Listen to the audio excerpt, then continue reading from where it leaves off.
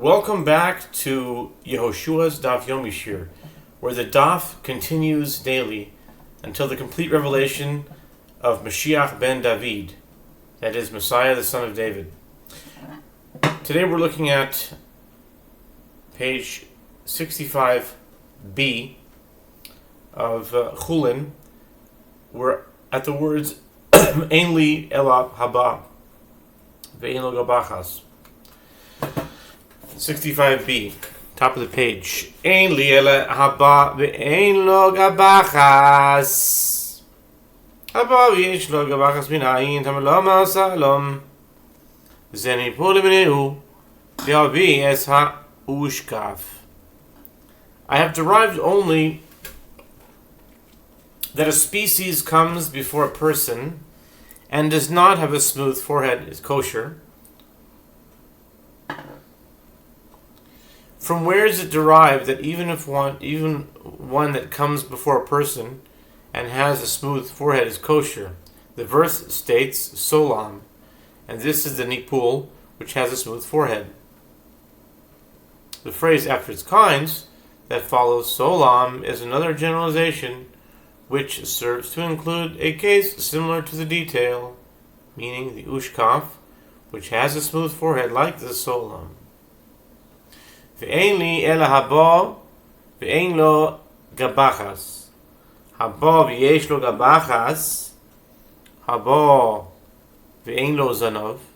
Haba v'yesh lo zanav minayin. Talmud lo ma'al chalgol. Ze rashon limineu lehavi es hakarsefes es hashulchanis. And I have derived only that a species that comes before a person and does not have a smooth forehead, like the arbe, or one that comes before a person and has a smooth forehead, like the solam, or one that comes before a person and has no tail, is kosher, since none of the previously mentioned grasshoppers have a tail. From where is it derived that even one that comes before a person and has a tail is kosher? The verse states, chargol, and this is the rashon, which has a tail. The phrase after its kinds that follows chargol is another generalization, and it serves to include the karsefet and the shulchanit, which also have tails. Ve'ein li ela haba ve'ein lo gabachas. Haba v'yesh lo gabachas. Haba ve'ein lo zonov. Haba v'yesh lo zonov. Haba ve'ein lo shoyaroch. Haba ve'lo shoyaroch minayin. And I have derived only that a species that comes before a person and does not have a smooth forehead, or that comes before a person and has a smooth forehead, or that comes and has no tail, or that comes and has a tail, or that comes and its head is not long, is kosher, since every grasshopper mentioned until this point does not have a long forehead. Does not have a long head, I should say. From where is it derived that even one that comes and its head long, and its head is long and is kosher? Amalto Harei ato don binyan av mishloshton. Lo eri arbe keri chargol, lo eri chargol keri arbe. Velo ri shneim kiri salom. Velo ri salom kiri shneim. Hazar shebehen sheyesh lo arbe רגליים. וארבע כנפיים. וקרצוליים. וכנפיו חויבים מסרובוי. הכל שיש לו ארבע רגליים. וארבע כנפיים וקרצוליים וכנפיו חויבים מסרובו. You will say, you derive a paradigm from the three of them as follows. Just one moment. Okay. Nice. Alright. You will say, you derive a paradigm from the three of them as follows. The aspect of the arbe, which has neither smooth forehead nor tail, is not similar to the aspect of the chargol, which has both.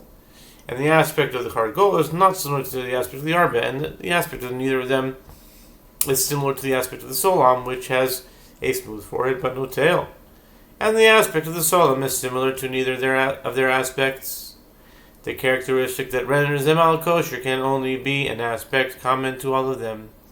Their common denominator is that each has 4 legs, and 4 wings, and jumping legs, and its wings cover most of its body. So too, any other species that has 4 legs and 4 wings and jumping legs and its wings cover most of its body is kosher, even if its head is long. והלא הצרצור הזה יש לו 4 רגליים ו4 כנפיים וכמה צוליים וכנפיו חולפין את רובו יכול יהיה מותר. תלמוד לומר חגב ששמו חגב. And one might ask, but doesn't this Tzarzur have 4 legs and 4 wings and jumping legs, and its wings cover most of its body? Consequently, one might have thought that it should be permitted. Therefore, the verse states Chagav to indicate that its name must be Chagav. This includes all of the species previously mentioned, but not the Tzarzur. Ishemo Chagav Yachol Ein Bo Kol HaSivonin Halalu Talmud Lomar Leminehu Ad Shehe Bo Kol HaSivonin Halalu. But if its name must be Chagav, one might have thought that any Chagav is kosher, even if it does not have all these signs. Therefore, the verse states after its kinds, indicating that even if it is called a Chagav, it is not kosher unless it has all these signs. This concludes the Braita of the school of Rabbi Yishmael.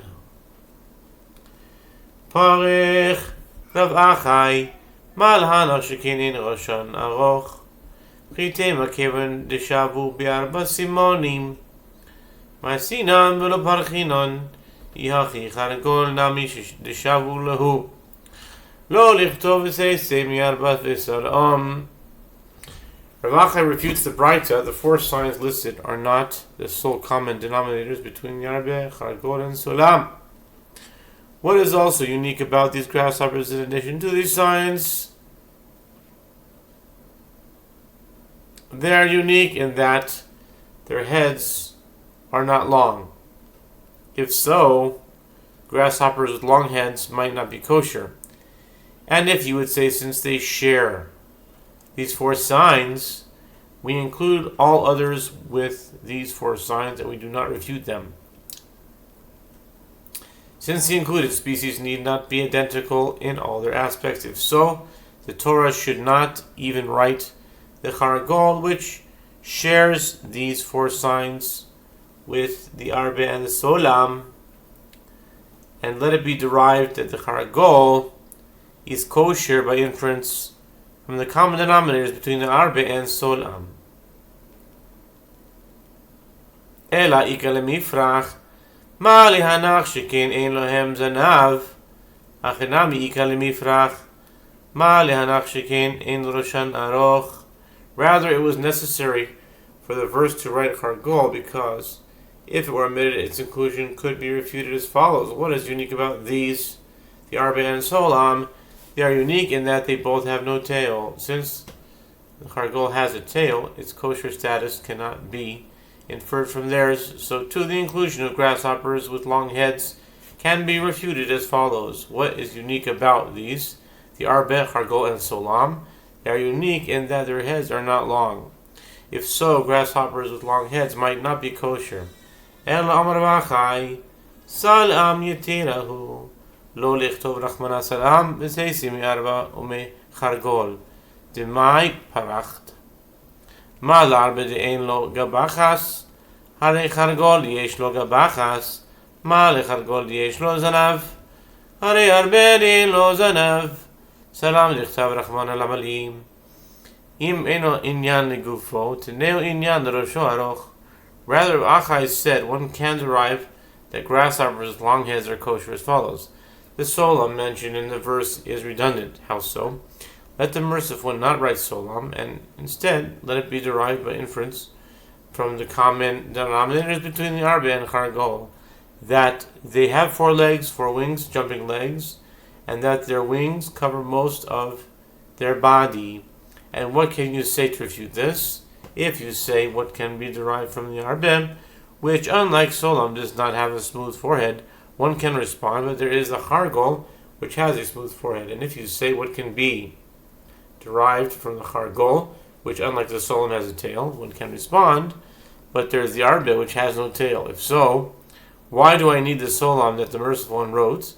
Rather, if the Solam is not necessary for the matter itself, apply it to the matter of a long-headed grasshopper to teach that it is kosher.